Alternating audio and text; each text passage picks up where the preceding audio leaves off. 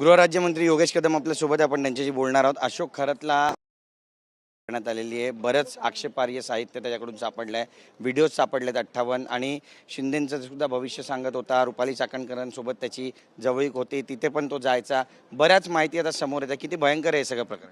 नाही, यामध्ये अजून चौकशी सध्या चालू आहे. आपण तक्रार दाखल केलेली आहे, आपण FIR दाखल केलेला आहे आणि चौकशी अंती त्या व्यक्तीच्या बाबतीमध्ये जे काही पुरावे आहेत आपण इथे एकत्रित करतोय आणि चौकशी अंती त्यांच्यावरती कारवाई होईल.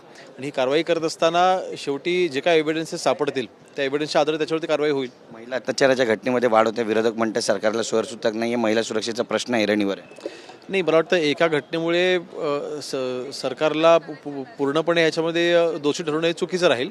परंतु जर का अशा पद्धतीचे एव्हिडन्सेस असतील, मला वाटतं ही चौकशी अंती हे निष्पन्न होईल.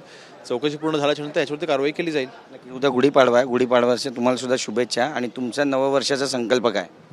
मला वाटतं आज माननीय एकनाथ शिंदे साहेबांनी मला मंत्री म्हणून दिलेली संधी, आज गुढीपाडवा म्हणजे आपला नवीन वर्ष उद्या हा चालू होणार आहे.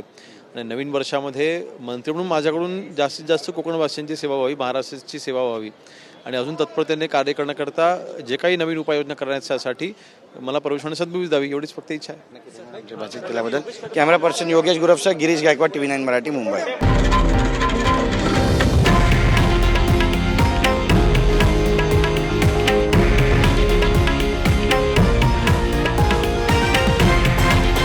हे आहे देशातील नंबर 1 न्यूज नेटवर्क आणि आपण पाहत आहात TV9 मराठी, एकमेव.